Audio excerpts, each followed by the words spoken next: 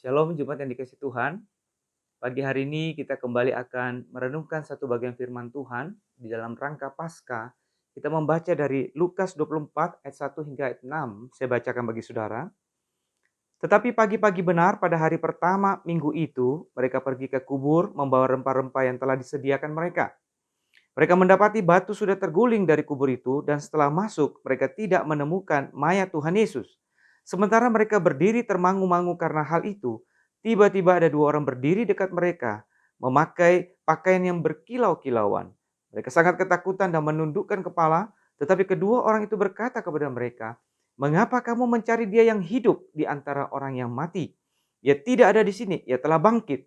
Ingatlah apa yang dikatakannya kepada kamu ketika ia masih di Galilea." Saudara, minggu kemarin kita baru saja merayakan Paskah, kebangkitan Tuhan kita Yesus Kristus. Kita bersyukur karena kita boleh kembali merayakan kemenangan Tuhan, kebangkitan Tuhan kita. Nah, saudara, peristiwa kebangkitan Kristus adalah satu realita yang sulit diterima oleh nalar manusia, sehingga banyak orang yang berusaha membantahnya. Tetapi peristiwa ini juga merupakan sesuatu yang sulit dibantah karena disertai dengan begitu banyak saksi-saksi dan bukti-bukti yang mendukung kebangkitan Kristus ini.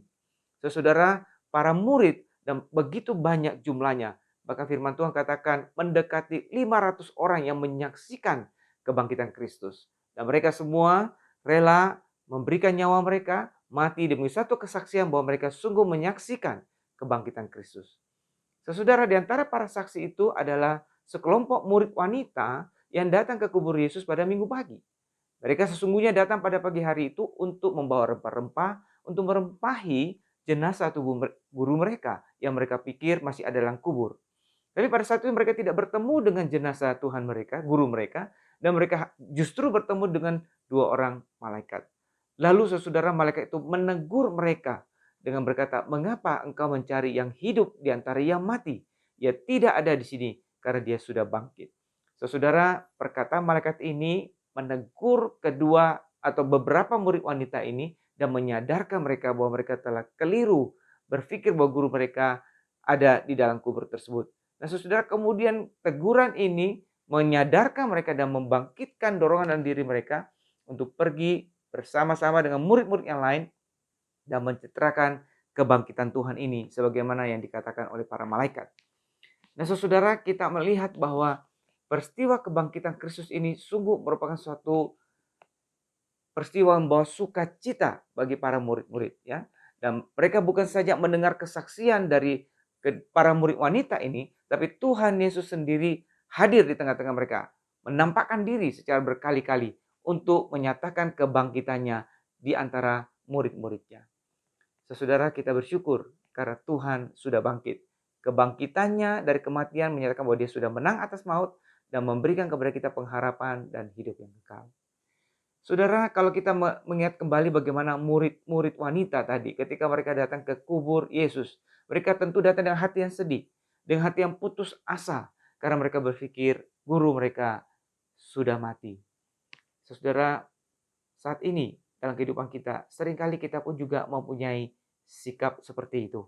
Ketika kita menghadapi masalah yang besar, tekanan hidup yang besar, kita menjadi putus asa, kita menjadi begitu sedih.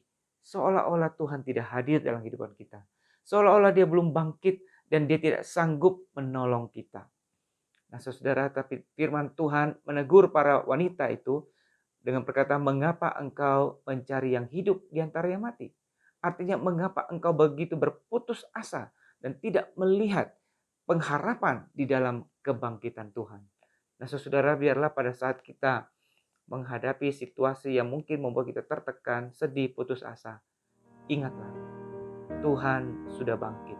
Dan kalau dia sudah mengalahkan maut, maka dia pasti juga dapat mengatasi segala persoalan yang lain, termasuk pergumulan kita, termasuk persoalan kita. Karena itu dengan iman kita dapat mempercayai Tuhan dan mempercayakan hidup kita, masa depan kita kepada Tuhan. Di dalam Kristus ada pengharapan.